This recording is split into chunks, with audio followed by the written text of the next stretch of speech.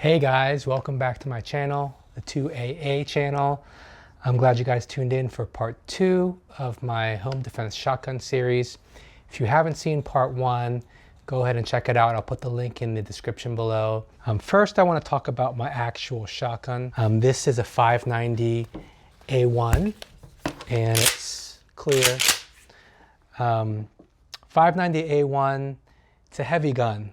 The barrel profile is thicker than just a regular 500. Has 8 shell capacity, magazine. I put Magpul furniture on it. This type of grip works perfectly for the safety that's found on Mossbergs, which is why I went with this grip. Haven't put a red dot in. I really like the ghost rings, just gonna keep that for now. Have a Tacstar side saddle that holds 6 shells, and a GG&G Picatinny rail that attaches to the magazine tube, and a Voltor flashlight holder that holds my basic Surefire light here. I have a GG&G 3-point sling and a GG&G QD mount up here as well. So that's my shotgun setup. Put a lot of rounds downrange. Really happy with the setup. A lot of people don't like this fore-end wobble. To me, it doesn't bother me at all. So that's my setup. That's the first thing I wanted to cover. I did want to talk a little bit about how to utilize the shotgun safely in your home.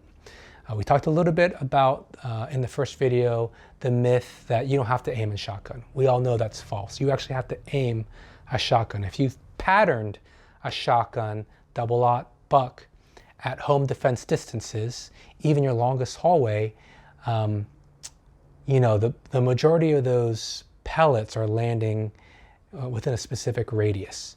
And so it's just not going to go flying all over the place. And thank God it doesn't, because there might be other, you know, people in the house, you have neighbors, you don't know what's going on. So you want to be able to get maximum impact. So during the night when everyone's sleeping, what are those safe lanes of fire where you know you're not putting anyone in danger in case you were to miss? In case you get 90% hit and there may be 2 rounds that go off and miss, what's the potential of those rounds impacting and causing damage that you don't want to happen? As we talked about, especially in double-aught buck, those things are going to penetrate structure. They're going to go through drywall. So it's understanding your safe lanes of fire. Especially if you live in a neighborhood with houses close by, you can't just say, well, my house is clear. No, you have to realize it could very easily go through all the structure in your house and go through the structure of your next door neighbor's house. And so mapping out within your house safe lanes of fire, I feel like is very important. Knowing what's beyond your targets and having a pre-plan of knowing this is my engagement lane, this is my engagement alley, I think is really important. The other thing that I want to cover is the condition of the shotgun. What I like to keep my shotgun is very popular. It's called cruiser mode. And that's where there's no shell in the chamber. You rack the slide and you pull the trigger. Safety is off. And that way, and you have a magazine full of shells. Again, cruiser mode is no shell, nothing in the chamber area. You depress the trigger and you load your magazine. The final thing I want to cover, which I find is more taught on the tactical run and gun side, but not in home defense, but I feel like is equally important in home defense, is the concept of load as you go. Now, I'm not going to get into the way you reload. We'll cover that in part 3, whether you load from the top, load from the bottom, load strong hand, load weak hand. But all I want to say and comment on in this video is to understand the concept as load, you shoot and load. Shoot 2 rounds, load 2 rounds. Shoot 1 round, load 1 round.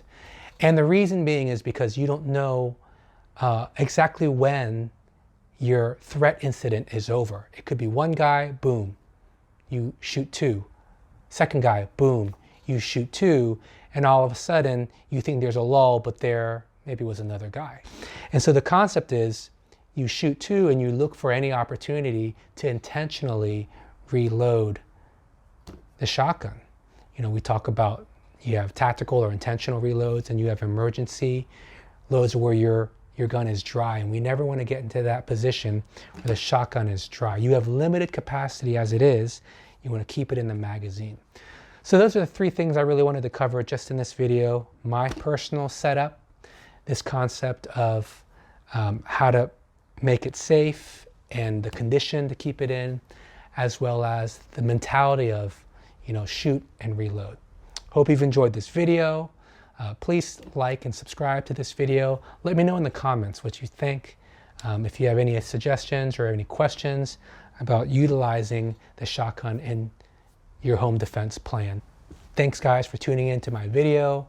Remember, practice, practice, practice. Go to the range, teach someone else to shoot, and vote for your Second Amendment rights. Take care and stay safe.